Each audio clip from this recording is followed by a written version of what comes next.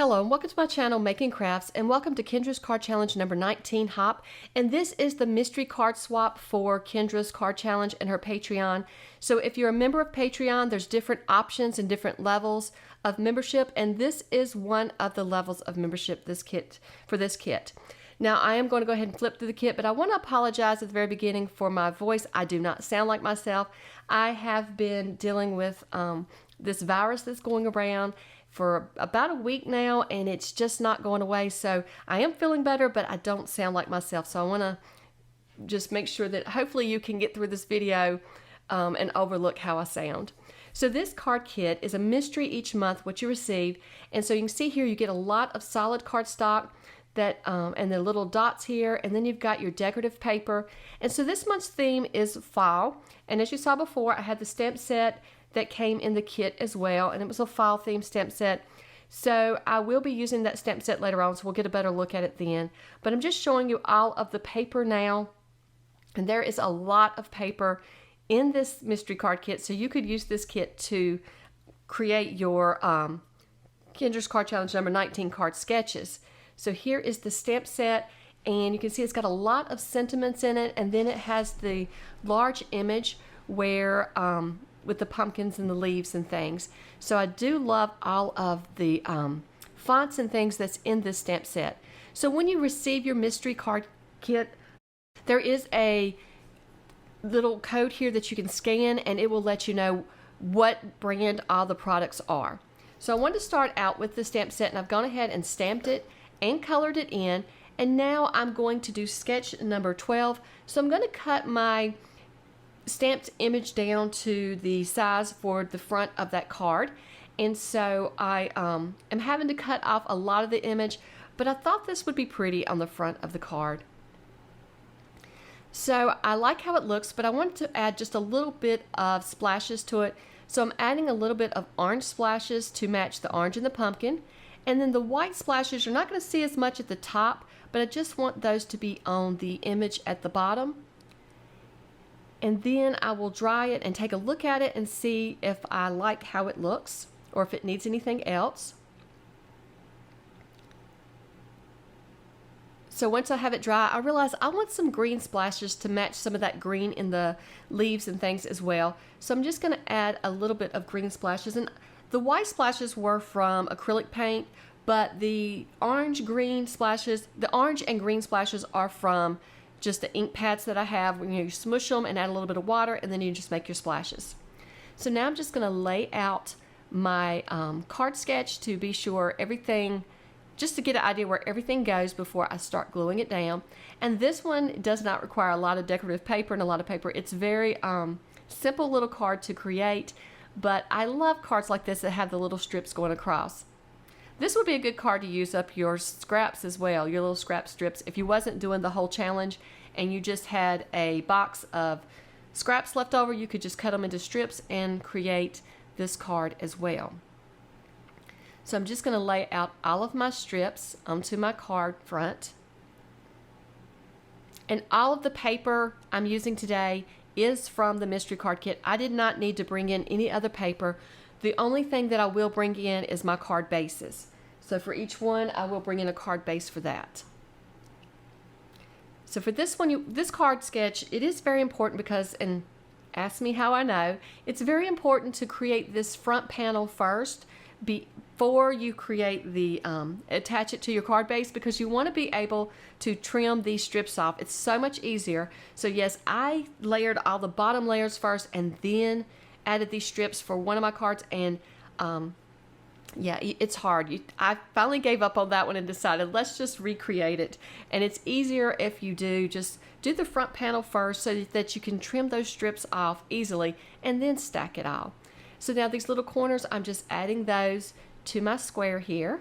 I like how these corners look. That's a cool idea. Don't think I've ever really did that on a card. Most of the time if I frame it out, I'm going to have framing out the whole entire card, like putting another square behind it. But I like how these corners look.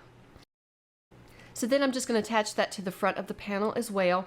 And I'm just doing everything flat. You could pop up this square. That would be really cute as well.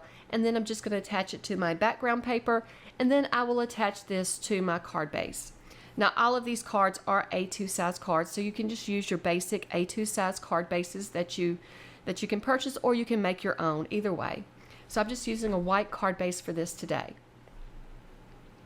And I really love how this turned out. I love fall colors. Fall is my time of year and my colors. I love when it gets cooler, and I love the leaves changing and all of the orange and reds and different colors. So I really loved this kit. Okay, so I'm going to do another sketch now. I'm going to do sketch number 13, and it requires several little circles. So the front circle, I'm just going to stamp with one of the stamps from the stamp set that I showed you previously, and I'm just going to add this thanks stamp to the front of this circle before I get started putting my card together. And then I've gone ahead and die cut out the scallop circle and the other circles for the front of this card. And when I'm cutting things like this, I just match as close as I can. So I just match what size die circles that I have. If they're not exactly what the measurements are on the card, I just match closest to it. Now I think today these were the exact measurement, but like that scallop, I just kind of look and see what scallop I have that will fit that measurement.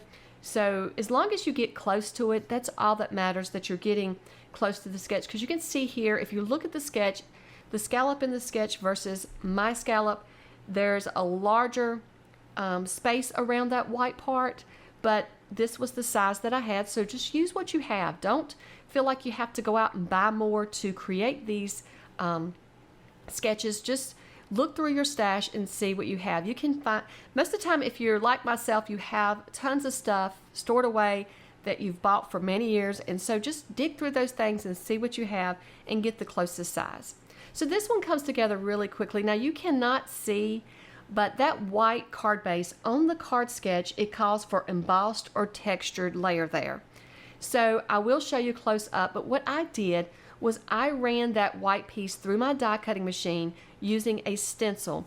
So I used the stencil just like you would an embossing folder and embossed some leaves to the background of this white piece. So it's hard to see on camera now, but once I complete the card, I'll hold it up for you so that you can see the texture that these leaves add. Now, they don't stand out a lot even in person, but you can see that texture in the background, and I really liked how that looked without adding any ink or anything to bring out the look of those leaves. And so now I'm just layering my circles up, and I will just come back and trim those hanging off the edge. It was easier for me just to glue everything down and then trim afterwards. Now I did say I didn't bring in any other paper for this, and I apologize, I just realized I did. So that white piece of cardstock is my own paper. There was no white cardstock in the paper pack, so I did use my own white paper, but everything else I'm pretty sure is from the kit. If I see anything else, I will point it out, but I totally forgot. This white piece is mine. I guess I could have used one of the colored pieces behind it, but it would have just been so much color, and I wanted this one to be a more simple card. I didn't want it to be too flashy, and so I like the look of the white background with these papers. So now I'm just going to layer it up on another layer and it's called for in the sketch. So if you'll download the PDF, you'll have all the measurements for these cards. And then I'm just going to attach this to my card base. And so then you can see all of that texture when I hold it up. I'll hold it up to the light here so that you can see all the texture there in the background. It's very faint on camera, but in person you can see it better, but it's just falling leaves. It was a file stencil that I had. So here are the cards we created. Be sure to look in my description. I did not do a lot of explanation in this video, and I apologize, this virus has really got to me. But look in my description, there's a playlist to all the other videos in this hop. Be sure to check out all the other designers. There's also links to Kendra's Card Challenge, and there's links to Kendra's Patreon. And if you want to get a kit like this each month, be sure to check out Kendra's Patreon and become a member. And thank you so much for watching, and I hope you have a wonderful day. Bye.